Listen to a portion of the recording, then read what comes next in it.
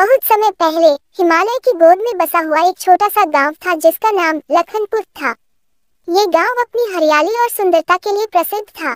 यहाँ के लोग मेहनती, ईमानदार और सुखी थे। चारों ओर पहाड़ों से घिरा ये गांव किसी स्वर्ग से कम नहीं था। गांव के पास ही एक घना जंगल था जिसमें कई जादुई और रहस्यमयी चीजें छुपी हुई थी। लखनपुर के लोग खेती बाड़ी और पशुपालन से अपनी जीविका चलाते थे। उनकी जिंदगी सरल थी, लेकिन उनमें एक अजीब सी खुशी थी। गांव में केशव और उसकी पत्नी चंपा रहते थे।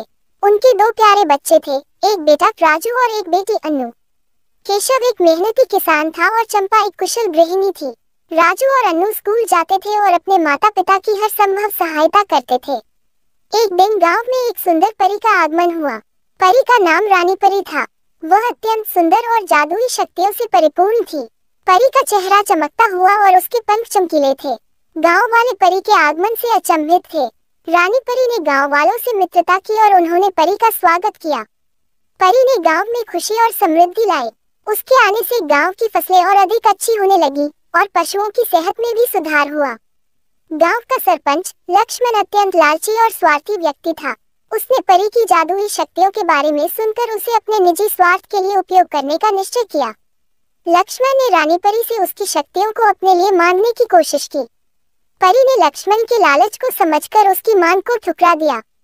इससे लक्ष्मण को बहुत गुस्सा आया और उसने परी को गांव से निकालने की धमकी दी। लक्ष्मण के इस बर्ताव से रानी परी बहुत क्रोधित हुई। उसने गांव वालों को चेतावनी देते हुए कहा, ये गांव अब श्रापित होगा। जब तक इस गांव के लोग सच्चे दिल से एक दूसरे की मदद नहीं करेंगे और अपनी गलतियों का पश्चाताप नहीं करेंगे, तब तक ये श्राप समाप्त नहीं होगा। ये कहकर परी गांव से चली गई। परी के श्राप के बाद गांव में अजीब घटनाएं होने लगी। फसलों का नष्ट होना, पशुओं का बीमार होना और गांव के लोगों का अचानक बीमार पड़ना आम हो गया। गांव के लोग डर के साए में जीने लगे और परी के श्राप को समाप्त करने के उपाय खोजने लगे। केशव और चंपा ने अपने बच्चों राजू और अन्नू के साथ मिलकर परी के श्राप को समाप्त करने की ठानी। उन्होंने गांव वालों को एकजुट करने का प्रयास किया और सबको समझाया कि हमें एक दूसरे की मदद करनी होगी और अपनी गलतियों का पश्चाताप करना होगा। धीरे धीरे गांव के लोग एकजुट होने लगे और एक दूसरे की मदद करने लगे। रानी परी के श्राप ने केशव और चंपा को भी चिंतित कर दिया। वे अपने बच्चों राजू और अन्नू के साथ इस समस्या का समाधान खोजने में जुट गए। एक दिन केशव ने चंपा से कहा, हमें इस श्राप से छुटकारा पाने का कोई उपाय खोजना होगा। हम अपनी आंखों के सामने गांव को बर्बाद नहीं होते देख सकते। चंपा ने सहमति में सिर हिलाया और बोली, हाँ, हमें मिलकर कुछ करना होगा। केशव और चंपा ने अपने बच्चों के साथ मिलकर रानी परी की खोज में जाने का निश्चय किया। उन्होंने गांव के बुजुर्गों से रानी परी के बारे में और जानकारी प्राप्त की। एक बुजुर्ग ने उन्हें बताया, रानी परी अक्सर गांव के पास वाले जंगल में आती थी। शायद वह वहीं कहीं रहती हो। केशव, चंपा, राजू और अन्नू ने जंगल की यात्रा की तैयारी की। वे आवश्यक सामान लेकर जंगल की ओर निकल पड़े। जंगल में प्रवेश करते ही उन्हें अजीब आवाजें सुनाई देने लगी।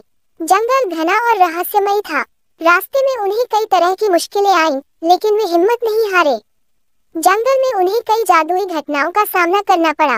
एक दिन जब वे एक विशाल पेड़ के नीचे आराम कर रहे थे, तो अचानक पेड़ के तने से एक जादुई दरवाजा प्रकट हुआ। दरवाजा खुलते ही वे चारों अचंभित हो गए। राजू ने उत्सुकतावश दरवाजे के भीतर झांका और बोला, यहाँ कुछ तो है, चलो देखते हैं। दरवाजे के भीतर घुसते ही वे एक चमकदार गुफा में पहुंच गए। गुफा के अंदर एक सुंदर झरना बह रहा था और चारों ओर चमकते हुए पत्थर थे। गुफा के बीचों बीच एक जादुई फूल खिला हुआ था। अन्नू ने उस फूल को छूने की कोशिश की, तभी एक जादुई आवाज गूंजी। आवाज, सावधान, ये फूल जादुई है, इसे छूने से पहले तुम्हें परी का दिल जीतना होगा। वे गुफा में और आगे बढ़े तो देखा कि रानी परी एक विशाल पत्थर पर बैठी थी। उसका चेहरा उदास था। केशव ने हिम्मत जुटाकर कहा, रानी परी, कृपया हमारा श्राप समाप्त करें। हमारे गांव वाले अपनी गलतियों का पश्चाताप कर चुके हैं। रानी परी ने उनकी ओर देखा और बोली, तुम्हारे गांव वालों ने अपनी गलतियों से सबक सीखा है, लेकिन श्राप तभी समाप्त होगा जब तुम सच्चे दिल से एक दूसरे की मदद करोगे और हमेशा एकजुट रहोगे। रानी परी ने कहा, तुम्हें एक परीक्षा से गुजरना होगा। अगर तुम इसमें सफल होते हो तो मैं अपना श्राप वापस ले लूंगी। केशव, चंपा, राजू और अन्नू ने इस चुनौती को स्वीकार किया। परी ने उन्हें जंगल में 3 जादुई चुनौतियों का सामना करने के लिए कहा। पहली चुनौती में उन्हें एक जादुई दर्पण के सामने खड़ा किया गया। दर्पण ने उनके भीतर की सच्चाई को उजागर कर दिया। केशव और चंपा ने अपने भीतर के डर और गलतियों को स्वीकार किया। राजू और अन्नू ने भी अपनी गलतियों को स्वीकार किया और एक दूसरे से माफी मांगी। दर्पण ने उनके सच्चे दिल को स्वीकार किया और पहली चुनौती पूरी हुई। दूसरी चुनौती में उन्हें एक जादुई पुल पार करना था। पुल टूटने वाला था और उन्हें एक दूसरे की मदद से ही पार करना था। राजू ने अन्नू को अपने कंधों पर बैठाया और केशव और चंपा ने मिलकर पुल को पार करने में मदद की। उनकी एकता और सहयोग ने दूसरी चुनौती को भी सफलतापूर्वक पूरा कर लिया। तीसरी चुनौती में उन्हें एक भयानक राक्षस का सामना करना था।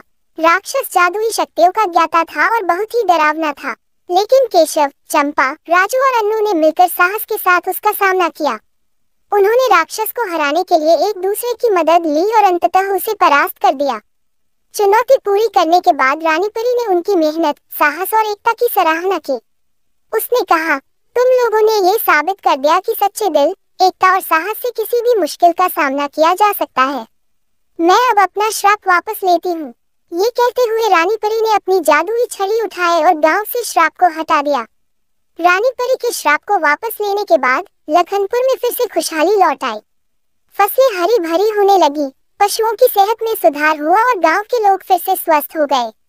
केशव, चंपा, राजू और अन्नू के प्रयासों से गांव वालों ने एक महत्वपूर्ण सीख ली कि एकता और सच्चाई से किसी भी मुश्किल का सामना किया जा सकता है।